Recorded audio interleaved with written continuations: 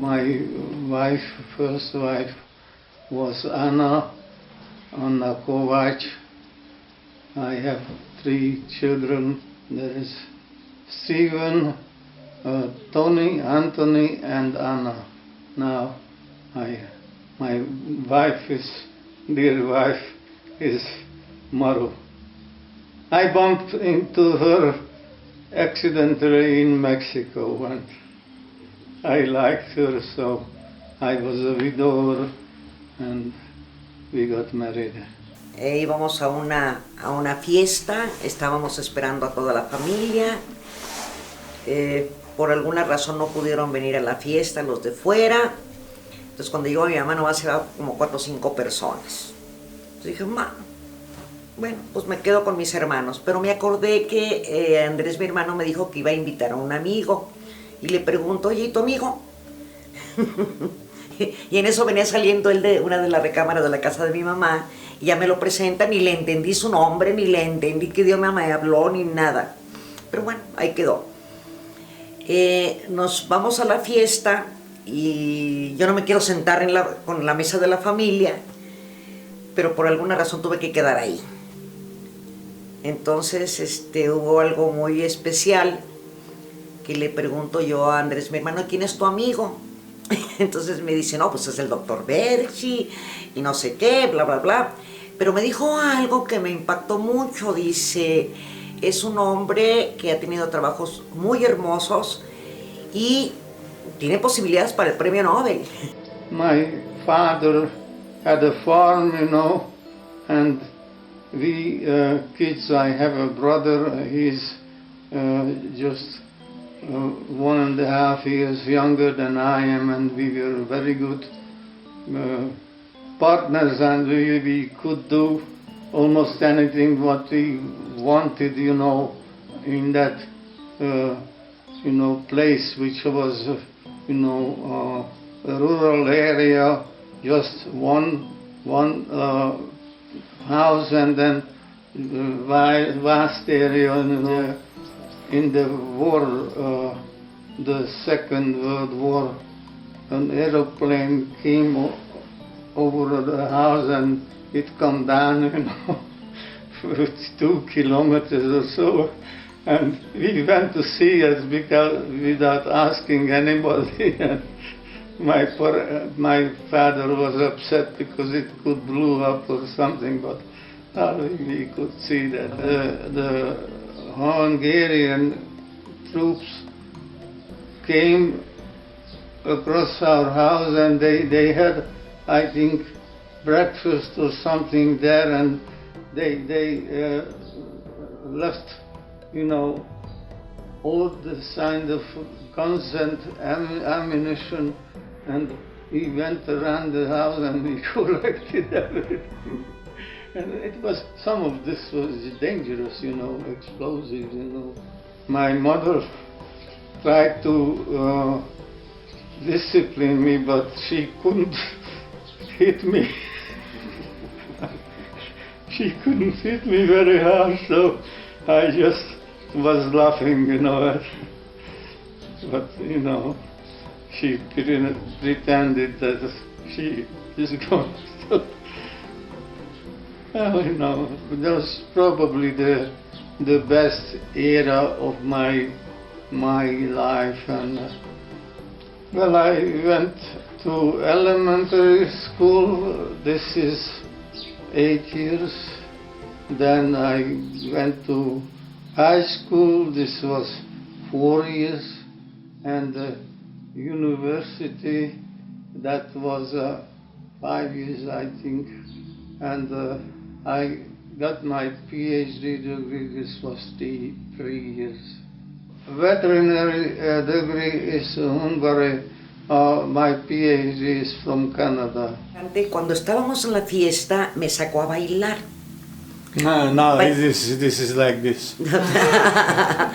Me saca a bailar y no sucedió en ese momento, sino que después de que terminamos de bailar, mi hermano ya quería irse a dormir y pues como era su invitado, pues él tenía que regresarse con mi hermano. Cuando se van a salir, cuando ellos ya caminan hacia la puerta, algo dentro de una energía que era mía, tenía que irse, como que se salió de mí, yo sentí algo que salió de mí y se metió en él, a donde fuera, yo no sé ni quién es, todavía no sabía ni qué hacía, ni sabía todavía su nombre bien, no sabía nada, ¿ok? Well, you know, I consider medicine, but then, you know, you have to decide about people's life, you know, and you know, this is I was uneasy about this, you know, what if I make a mistake, you know, I know that everybody makes mistakes, so somebody might die, you know, and well, I was, you know, in the country, I knew animals and I liked animals, so I opted to be a veterinarian and cure animals rather than people. Most of my life, you know, I don't plan, the opportunity comes and then I take some opportunity. This is why the way my life was, you know, and the director of the Veterinary Medical Institute wanted some students from the university to go to the institute and they would be brought up as scientists. And I was one of those, you know, I had very good curriculum and he invited me to be in the institute and I was there for 5 years. No, I like to go out in nature and I love to hunt. If I had an opportunity, I would live in a country house, you know, and I would keep animals and maybe it is too late by now, but you know, I love my childhood because it was free, you know, and this freedom is in my wishes all the time.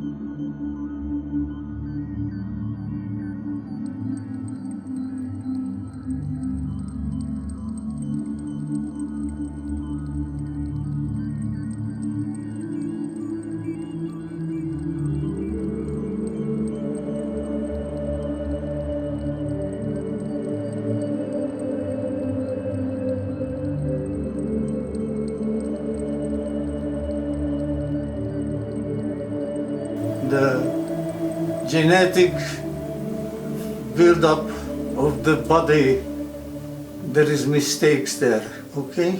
So our body comes with mistakes and there is influences, environment, there's factors, you know, radiation, toxic materials, infectious diseases, whatever, also will damage the body, you know. Yes, we have our defenses, so we fight, but eventually when those forces are victorious, we die, you know. So this is a, you know, genetic reason, a lot of environmental factors which are potentially dangerous, and infectious diseases, you know. This is the basic causes of disease. The HPA axis regulates stress. Now the HPA axis, the hypothalamus pituitary adrenal axis, this is a regulatory axis of the brain to the adrenal gland. This axis regulates stress I thought about this, and the pituitary gland has 6 hormones, and I put the question to me, what else would the pituitary gland do? And I talked to Celia about this, and yes, this is an important question, but we never got to run to do experiments on this, and I didn't come up with this. Another time he forgot about this, and I figured I am going to do this when I have my laboratory. So this is what happened, I could do the experiment, and we discovered neuroimmune biology, because the pituitary gland regulates immunity, and with this the pituitary gland connected to the brain, so this is a neuroendocrine axis, and I put the immune system in there, so now we have the brain, endocrine and immune system is a regulatory circuit. These are connected to each other, and they regulate the body, every reaction in the body, everything is under the regulation of this circuit. This is this is also there in higher animals and man,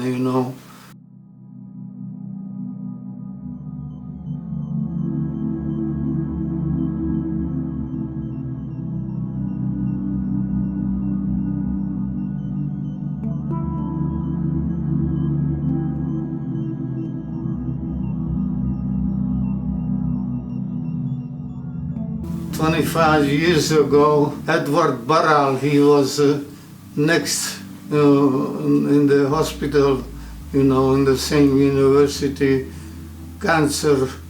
He treated cancer patients, and the cancer patients, women, they were dividing the estrogen receptor positive and estrogen receptor negative. We only knew one estrogen receptor in those days, so this receptor, the positive and negative. And Burrell's problem was that he had a drug which is supposed to work with the positive patients, but it worked also with the negative patients.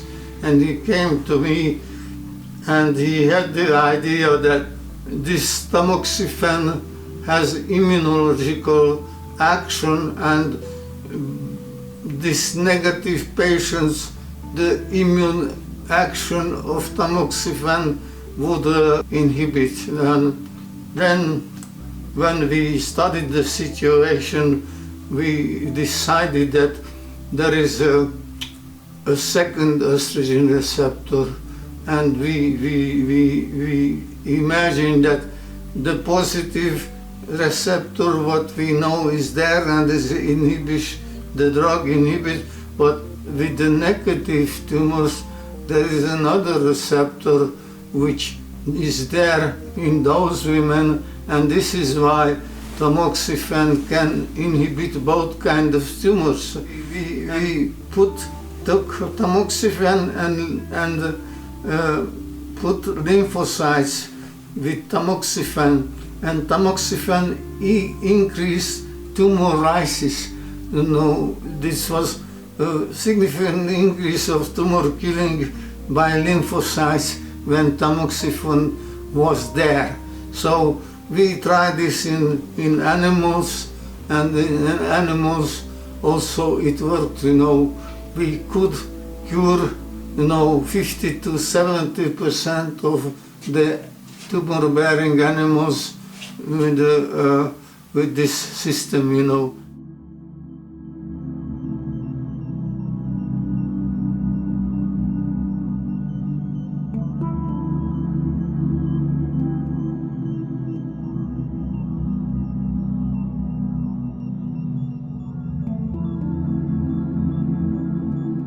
Dr. Ivo Nadje, who came from Hungary, and she worked with me until I retired, some 25 years, I think. She has done, she was involved with the discovery of pituitary function and neuroimmune biology, everything what I done or we did, she was a collaborator in this work. The student, from Iran, a boy came to me one day, Mansur Harifer, and he wanted to come in my laboratory, and there was political problems in those days that I think Iranians wouldn't be allowed to apply, as a student, but I could accept him, he came to my lab and this was up to me, and the Canadian government did not have to say about this. So I accepted him, and he was sharp, on his own effort. He studied the English language, and he was good enough to come to the university and work, for a degree. Very good. He was very smart, but he was also temperamental. But I love him, and he produced some results, and then he went to other place because he did the masters in my laboratory and went to do PhD from other, and he's now in Canada, the Western Ontario. University of Western Ontario, so he's a professor there. When I was kicked out from Canada, made contact with Andres Quintanar, who was in my laboratory, as a visiting scientist, and he came back to Mexico. Actually, he invited me for a meeting. Now Andres offered to help me, and I came to the laboratory, and I am collaborating here. I discuss science and contribute ideas sometimes, and we just work together. And there is the journal over there. This is my job. I have to edit this, and the university wants me to do this, and I collaborate. And this is my work. The human race is capable of greatness, and I am optimistic that eventually things will be optimal, nobody would go hungry, nobody would die of war. I think with time the ideal society will come. I don't know when exactly, but already there is tremendous development in our society compared to how people lived in the medieval ages. The sun in 4 million years will cool down. There is some process. It will be big first, but cooler, and then it will collapse and will be a little something pulsar or whatever.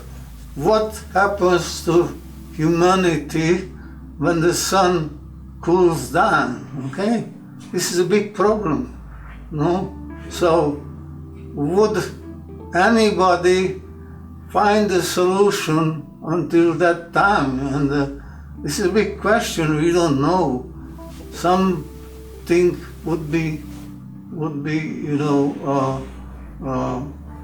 invented.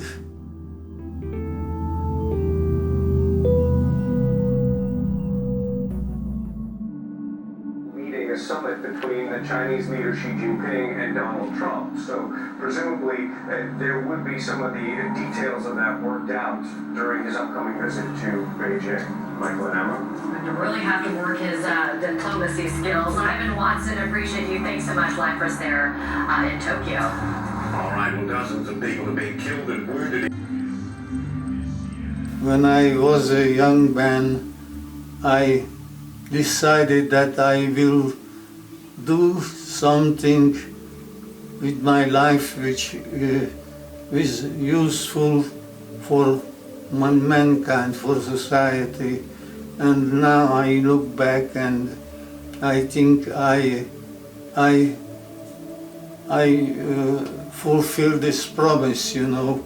I wanted to do something which is important, which makes a difference, and I achieved this. And I would like to say to young people that they should think about what could they do for science, for society, for the common good of people, and then they couldn't go wrong, you know.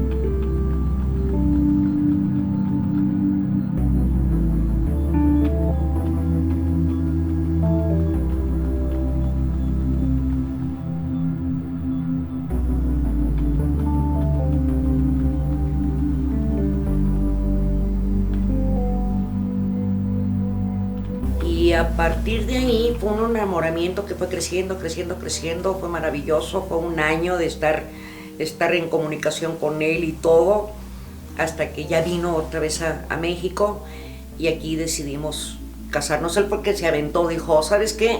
Esto que estamos hablando nosotros por internet no sirve, necesito estar contigo, ¿no?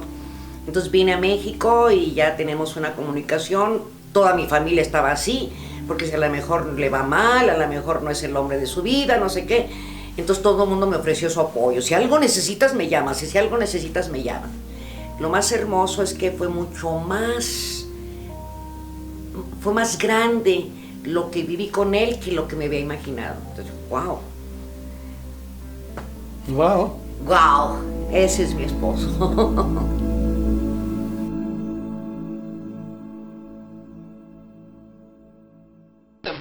So some of the signals were not there, which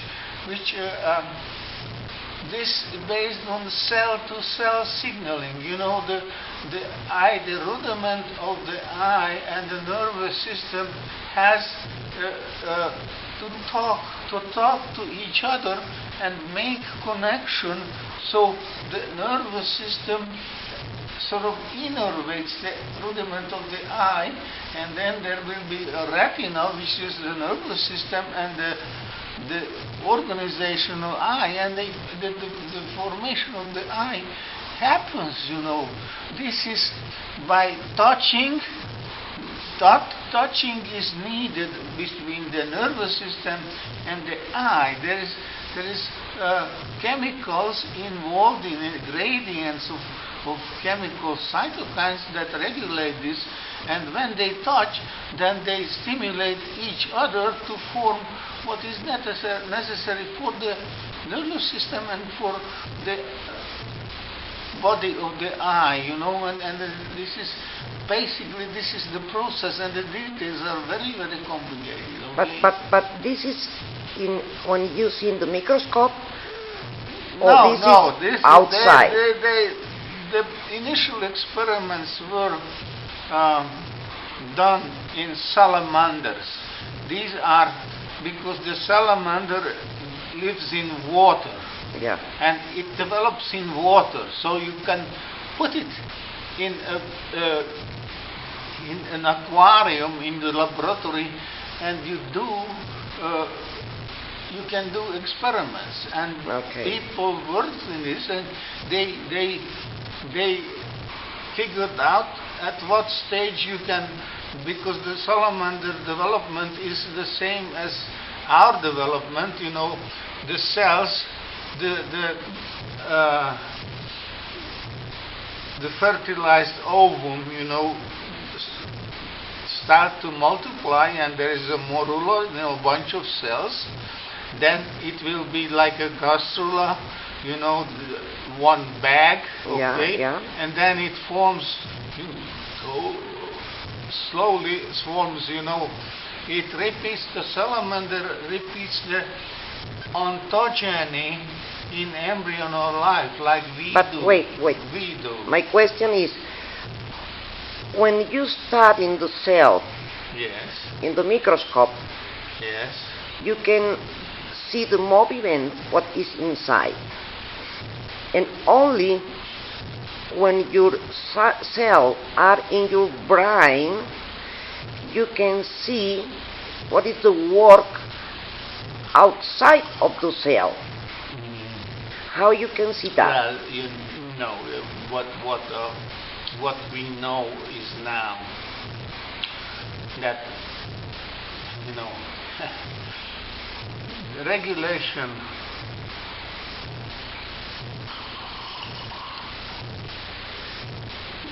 I thought about this because I wrote an article maybe 15 years ago. I wanted to understand